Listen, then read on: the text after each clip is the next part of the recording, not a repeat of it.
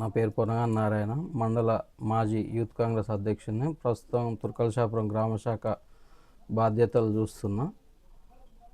Prajavedika news ఛానల్కు sir, మీరు ఇప్పుడు ఇక్కడ ఈ గ్రామంలో తుర్కలశాపూర్ గ్రామంలో 99 రోజుల ప్రణాళిక ఏ విధంగా అమలవుతుంది అంటారు?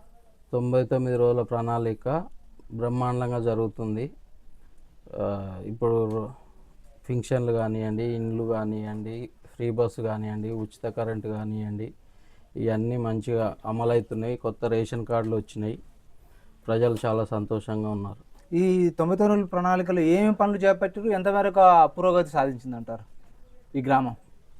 99 రోజుల ప్రణాళికలో 99 రోజుల ప్రణాళికలో మరి ఇప్పుడు ఈ 99 రోజుల ప్రణాళికలో ప్రధాన సమస్యలు ఏముంటాయి? ఇప్పుడు పారిశుద్ధ్యం కావచ్చు, వీధి లైట్లు కావచ్చు, సీసీ రోడ్లు కావచ్చు, ఇంకా త్రాగునీరు, ప్రధానంగా ఎండాకాలం కదా, ఇప్పుడు ఈ త్రాగునీటి సమస్యను ఏ విధంగా పరిష్కరించారంటారు? త్రాగునీటి సమస్య ఎమ్మెల్యే గారు గెలవగానే అడిగితే మొన్న 2 కొత్త బోర్లు ఇవ్వడం జరిగింది. తాగునీటి సమస్య ఎలాంటి ప్రాబ్లం లేదు. వీధి లైట్లు మంచిగానే ఉన్నాయి. పారిశుద్ధ్యం, బ్లీచింగ్ పౌడర్ కానీ, ట్యాంకులు కడగడం కానీ ఇలాంటివి మంచిగా జరుగుతున్నాయి. ఈ ప్రణాళికలో భాగంగా హరితారం పెంపుకి ఎలాంటి చర్యలు చేపట్టారు అంటారు?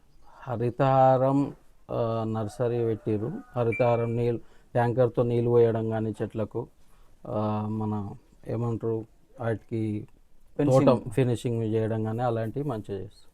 ఇక ప్రధానంగా అంటే యువత బాగా పెడదారి పడుతుంది. ఏదైతే మత్తు పదార్థాలకు బానిస అవుతున్నారు, సెల్ ఫోన్కి అడిక్ట్ అవుతున్నారు, తాగుడు బానిస అవుతున్నారు.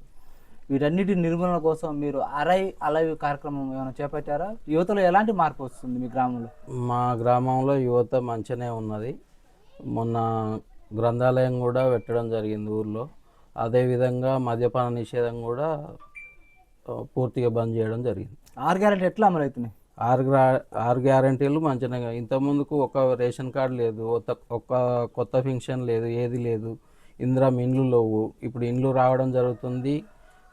రేషన్ కార్డులు వచ్చినాయి, ఫ్రీ బస్సు ఉంది, గృహజ్యోతి పథకం ఉంది.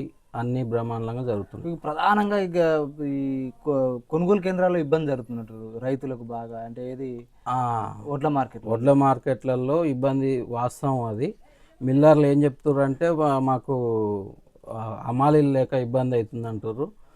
ఇదే అమాలి ఇక్కడ జోకడం, అక్కడ దించడం జరుగుతుంది. అందువల్ల లేట్ అవుతుంది. ఇక దాంతోపాటు భూ సమస్యలు కూడా ఇప్పుడు సాదా బైనామా చాలా ఉన్నాయట, పెండింగ్ దరఖాస్తులు ఉన్నాయి అంటున్నారు. భూ సమస్యలు కూడా పరిష్కరించాలని ప్రజలు రైతులు తీసుకొచ్చారు. అవును, అది ఎమ్మెల్యే గారి చొరవ ఏ విధంగా ఉందంట? ఎమ్మెల్యే గారు ప్రతి విషయం, ప్రతి నిత్యం జనాలలో ఉంటుండు, ప్రతి విషయంలో స్పందిస్తుండేమటే. అతి త్వరలో సాదా బైనామా కూడా అమలు అవుతాయి. ఈ గ్రామానికి అభివృద్ధి విషయంలో ఎమ్మెల్యే గారి సహకారం ఏ విధంగా ఉందంటారు? ఎమ్మెల్యే గారు గెలిచిన కాంచెల్లి మా విలేజ్కి ఒక 30 లక్షల సీసీ రోడ్లు రావడం జరిగింది. 2 కొత్త బోర్లు ఇవ్వడం జరిగింది. ఇందిరామ ఇండ్లు 20 ఇండ్లు రావడం జరిగింది. కొత్త రేషన్ కార్డులు వచ్చినాయి. ఇప్పుడు 2 తారీఖు నుంచి ఫంక్షన్లు కూడా రాబోతున్నాయి. ఇంకా గ్రామంలో ఇంకా ప్రధాన సమస్యలు ఏమున్నాయి అంటారు? వాటి పరిష్కారానికి ఎమ్మెల్యే గారికి ఏమన్నా విన్నవించారు? మాకు ప్రధాన సమస్య తుర్కలశాపూర్ టు మోత్కూర్ రోడ్డు ఉన్నది. అది ఎమ్మెల్యే గారి దృష్టికి తీసుకుపోయినాం. 70 లక్షలు శాంక్షన్ అయ్యింది. టెండర్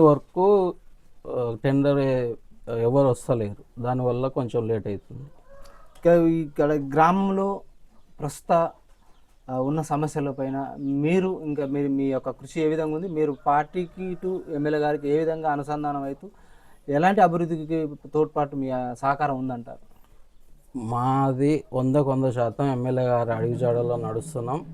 ఏ సమస్య ఉన్నా ఎమ్మెల్యే గారి దృష్టికి తీసుకుపోవడం జరుగుతుంది. ఆయన ఎమ్మటే స్పందించి మా విలేజ్కి ఏది కావాలన్నా ఇస్తున్నారు. Okay sir, thank you sir. చూస్తూనే ఉండండి మీ ప్రజావేదిక నుంచి.